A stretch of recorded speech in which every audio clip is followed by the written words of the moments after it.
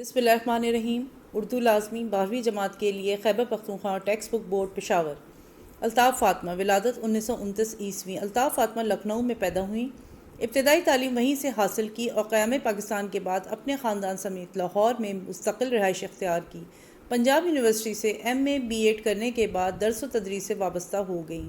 اسلامیہ college برائے خواتین اپوا girls college میں اردو ادب پڑھاتی رہیں۔ وہ ملازمت سے ریٹائر ہو چکی ہیں اور آج کل لاہور ہی میں مقیم ہیں۔ لاہور میں رہائش اور زندگی کا ایک طویل عرصہ گزارنے کے باوجود وہ ہر طرح کی ادبی مجالس، اداروں اور تحریکوں سے لاتعلق رہیں۔ ان کے افسانے حقیقت کے ترجمان ہیں۔ انہوں نے مشرقی عورت کی نفسیات کی ترجمانی کی ہے۔ انہوں نے عام معاشرتی مسائل پر قلم اٹھایا ہے اور ان کا حل تلاش کرنے کی کوشش کی ہے۔ وہ چھوٹے چھوٹے جملوں میں اپنا مافی الضمیر بیان کرتی ہیں۔ تصانیف: نشان محفل، دستک نہ دو، چلتا مسافر، ناول وہ جسے چاہا گیا، جب دیواریں گریا کرتی، تارے عنکبوت، افسانے۔ کنڈکٹر: اب تو یہ سننے میں آتا ہے کہ اس نے کراچی میں کوئی اچھا بزنس جما لیا اور ایک اچھا معقول بنگلہ بنا لیا ہے۔ ایک مرتبہ بہت عرصہ پہلے یہ بھی سننے میں آیا تھا کہ ایک اسکول ٹیچر سے شادی کر لی ہے، جس پر حیرت بھی ہوئی تھی کہ اچھا کوئی ایسی بھی حوصلے والی ہو سکتی ہے جس نے نہ صرف ایک انڈر میٹرک کی شریک حیات بننا قبول کیا بلکہ ایک عرصے تک اس کی زندگی کی چھکڑا گاڑی کا ایک مضبوط پہیہ بلکہ اسٹیئرنگ بن کر بڑی ہمواری سے چلنے میں مدد دیتی رہی۔ اس سن کر خوشی ہوئی کہ چلو اب تو وہ بھی چین سے بیٹھی ہوگی۔ دراصل لالو کا کیا کسی کا بھی حال ایسا خط مستقیم نہیں کہ جس پر سفر کر کے کوئی ناک کی سیٹ میں سفر کرتا جائے۔ زندگی تو ایک دلچسپ بھول بھلیاں ہے جس میں بے شمار دائرے بند راستے، کئی الجھے ہوئے خطوط آتے ہیں۔ اپنی راہ کی تلاش میں کوئی ان الجھے ہوئے خطوط کو کیوں کر سلجھتا ہے اور اپنی راہ کا کھوج لگاتا ہے۔ یہ ہر شخص کا اپنا مسئلہ ہے۔ لالو کا مسئلہ بھی ایسا ہی تھا۔ وہ اپنے گھرانے کا دوسرا بیٹا تھا اور اگر آپ تصور میں سید اور مغل خون کی آمیزش کی ایک تصویر بنا سکتے ہیں تو بنا لیجئے، ورنہ میں تو یہ کام کرنے سے رہی کہ اس کی اس وقت اور آج کی تصویر میں بہت فرق پڑ گیا ہے۔ اس وقت یعنی جب وہ 5ویں جماعت میں پڑھتا تھا، اس کی تعلیمی رفتار سست اور مایوس کن تھی۔ اس کے خد و خال پر ہر حماقت کی چھاپ کسی دوسری کیفیت سے زیادہ نمایاں تھی۔ اس پر تتلاہٹ وہ بھی ایسی کہ کاف کو ٹاف اور گاف کو ڈاف کہتا۔ اس نے اپنی پوری کنگ ریڈر اسی انداز میں رٹ رکھی تھی اور ہمارے مشترک ٹیوٹر یعنی ماسٹر صاحب کا کہنا تھا کہ خبیث کو ایک لفظ نہیں آتا اور یہ اس نے صرف رٹا لیا ہے کہ وقت ضرورت کام آ سکے۔ لالو کا خاندان ہمارے چھوٹے سے گھر میں مقیم تھا۔ اس کا دروازہ ہمارے صحن میں کھلتا تھا۔ وہ اور اس کا بھائی دونوں ہمارے ہی کمرے میں ساتھ بیٹھ کر ماسٹر صاحب سے پڑھتے، جو لالو سے حد درجہ مایوس تھے۔ ان کا کہنا تھا کہ تم خاک پڑھو گے، تمہاری ڈھبی ٹھالی رہے تو تم پڑھو، اور یہ بھی ایک حقیقت ہے کہ اس کے کولے پر سدا ایک نہ ایک چھوٹا بچہ لدا رہتا کہ اس کی والدہ نے اس کا یہی مقدر تجویز کیا تھا۔ ماسٹر صاحب اس کے بیری نہ تھے، وہی خواہ تھے، جبھی تو اس کے کان نوچتے، ہاتھوں پر سٹیاں مارتے اور صلواتیں سناتے۔ ارے تم کیا پڑھو گے، گھاس کھودو گے، تم تو بہن بھائیوں کی چاکری کرو گے، بیرا بنو گے۔ اور اس نے کبھی کسی رد عمل کا اظہار نہ کیا، سر جھکائے، نیچی نظریں کیے یوں بیٹھا رہتا گویا ماسٹر صاحب کی پیش گوئیوں سے اسے 16 آنے اتفاق ہو۔ البتہ جب یہی الفاظ اس کی ماں کی زبان سے نکلتے تو وہ طنزیہ مسکراتا، کنگھیوں سے دیکھتا، چہرے پر کرب و بے بسی سے زیادہ ایک پراسرار سی تمتماہٹ، جیسے اس کا خون جوش مار رہا ہو، اس کے اندر کوئی اسرار پل رہا ہو۔ چھوٹے بھائی بہنوں کی نگہداشت کرتے کرتے اس کا دل پڑھائی سے واقعی اچاٹ تھا۔ بادِ النظر میں وہ نکھٹو اور پڑھائی سے دل چرانے والا تھا اور ہم لوگ اپنی برتری جتانے کے لیے اس کا مذاق اڑاتے، مگر وہ صرف ہمیں گھور کر دیکھتا اور کچھ نہ کہتا۔ ہمیں کیا معلوم تھا کہ وہ اپنے اندر ایک بہت بڑے راز کی تلاش اور جستجو میں ہے اور ایک زبردست اسرارنما حقیقت کے حوالے سے خود اپنا سراغ لگا رہا ہے۔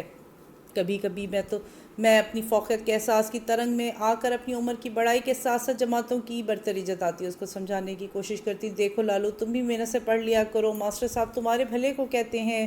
وہ بات کاٹ دیتا، محنت سے آپ لوگ پڑھو، ہمارا کیا ہے، ہم تو بڈھے ٹوٹے ہیں، مجھے معلوم ہے میں اپنی عمر کے لحاظ سے بہت پیچھے ہوں۔ پھر وہ الٹا ہمارا مذاق اڑانا شروع کر دیتا، ٹھیلو ڈے ٹو دو ڈے تو بنو ڈے نواب، پڑھو ڈے لٹھو ڈے تو ہو ڈے خراب، اور ان خراب ہونے والوں میں اس کے 2 سال بڑے بھائی کی ذات بھی شامل ہوتی جو 8ویں جماعت میں ٹھیک ٹھاک ہی چل رہا تھا۔ بیس کی بات خاک جٹلاتی اس لیے کہ واقعی خراب تو ہم ہو رہے تھے کہ گرما کے طویل دن برساتوں اور پھر سرما کے مختصر دنوں میں تبدیل ہوتے جا رہے تھے۔ ہر آنے والا نیا دن وقت کی دہلیز پر گزر مار کر کہتا ہے امتحان امتحان امتحان۔ ہم سکڑتے اور سمٹتے جاتے تھے۔ پچھواڑے شاہ گنج کی گلی میں دھوبی ٹھلیاں اور چمٹا بجا کر کبیر تلسی کے دوہے گاتے تو ہم کان لگا کر نہ سن سکتے کہ ہمارے سامنے ایشیا اس کی وسیع چراگاہوں کے نقشے پھیلے ہوئے ہیں۔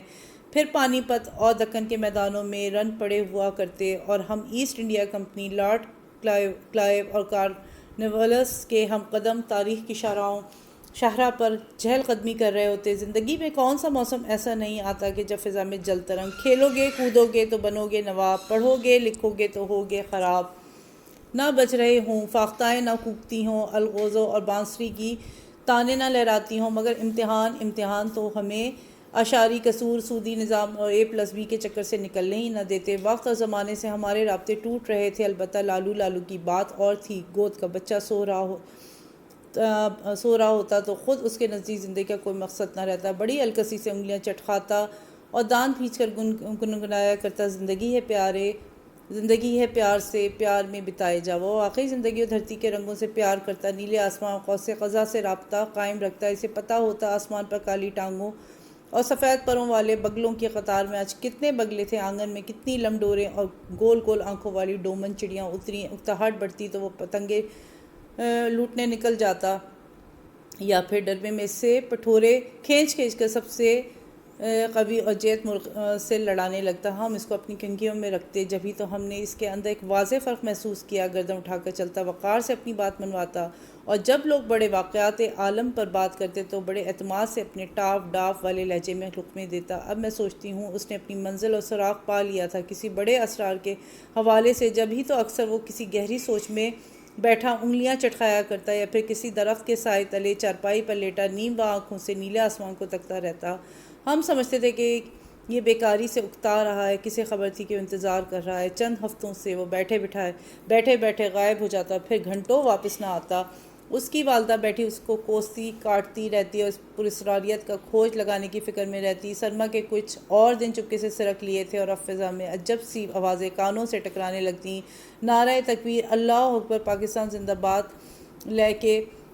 لے کے رہیں گے پاکستان، قائد محمد علی جناح زندہ باد۔ پھر کوئی منچلا سریلی آواز میں لہکتا، ملت کا پاسباں ہے محمد علی جناح۔ یہ صدائیں سن کر ہماری والدہ ابدیدہ ہو جاتی، کبھی دعا کے لیے ہاتھ اٹھا دیتی ہیں، کبھی آسمان کو دیکھنے لگتی، بالکل لالو کی طرح۔ مجھے یہ بھی نعرہ یاد ہے کہ نعرے سن کر بہت سے لوگ ابدیدہ ہوتے اور کچھ لوگ ہنستے تھے۔ یہ صدائیں ہمارے لیے نئی تھیں، اس لیے کہ ہمارے علاقوں میں ارتھیوں، جنازوں اور باراتوں کے جلوسوں کے سوا کسی دوسرے جلوس کا رواج نہ تھا۔ ہمارے باورچی خانے کی کھڑکی گلی میں کھلتی تھی، کوئی جلوس گزرتا تو ہم سب بیک وقت کھڑکی میں ٹھنس کر بیٹھ جاتے اور نظارہ کرتے۔ نعروں اور جلوسوں میں عجیب طرح کی کشش تھی کہ ہم امتحان کی ہیبت کے باوجود کتابیں کاپیاں چھوڑ چھاڑ کھڑکی کی طرف لپک لیتے۔ جب ہی ہم چاند تارے والے پرچم سے آشنا ہوئے، جب ہی پاکستان کا نام سنا، ارے عجیب بات ہے، پاکستان ہے کہاں جو زندہ باد ہو۔ لالو کا چہرہ ایک دم سرخ ہو گیا۔ ہے ٹیوں نہیں، بالٹل ہے، یہاں ہے، یہاں۔ اس نے اپنے سینے پر ہاتھ رکھا۔ تم لالو تمہارے اندر؟ ہم نے حیرت سے دیکھا۔ ہاں،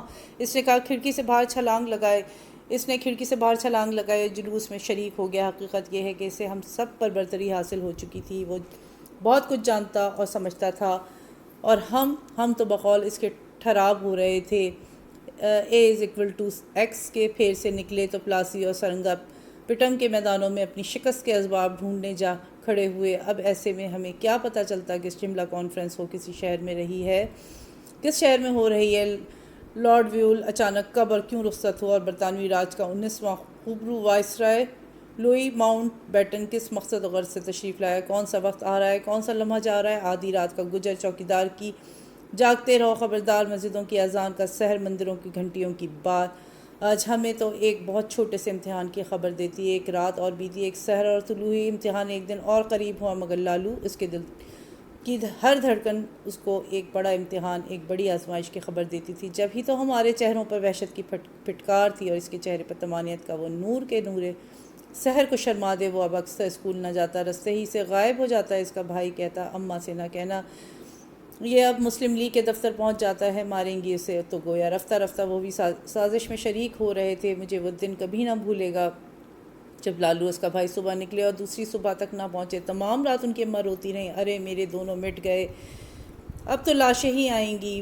تمام رات ہماری والدہ انہیں تسلیاں دیتی رہیں، چہرہ ان کا بھی فخر تھا، ہمیں بھی یہ رنج کھائے جاتا تھا، کاہے کو اسے چھیڑتے تھے۔ دن چڑھا تو ماسٹر صاحب پڑھانے آئے، ہم نے ہونق صورتوں کے ساتھ لالو اس کے بھائی کی گمشدگی کی خبر سنائی اور وہ الٹے قدموں لوٹ گئے۔ 4 بجے ماسٹر صاحب اس شان نمودار ہوئے کہ ایک ہاتھ ایک کی دوسرے کی گردن پر، یہ لیجئے، یہ آپ کے صاحبزادگان لیٹری فرما رہے تھے اور پاکستان بنا رہے تھے۔ ماسٹر صاحب، آپ ہی نے تو ان کے سروں میں یہ خناس بھر دیا ہے، خود ہی تو پٹیاں پڑھائی ہیں۔ ارے اب یہ گئے دونوں امتحان سے۔ وہ الٹا ماسٹر صاحب کے سر ہو گئیں۔ ماسٹر صاحب بوکھلا کر بولے، ارے اب یہ تھوڑی کہا تھا کہ عین امتحان کے نزدیک تم جلوس میں لگ جاؤ۔ اب جو دیکھتے ہیں تو کیا نظر آیا کہ لیاقت علی خان کا جلوس رواں ہے اور یہ مغلیہ شہزادے ہاتھیوں پر سوار گلے میں ہار نعرے پر نعرے لگا رہے تھے۔ اور اب ان کی والدہ اور جوش میں آ گئی، ماسٹر صاحب آپ کو خدا کی قسم انہیں اتنا ماریے کہ ان کی ساری لیٹری ناک سے نکل جائے، ان کی جان نکل جائے۔ لالو نے ایک باغیانہ نظر ڈالی، لیٹری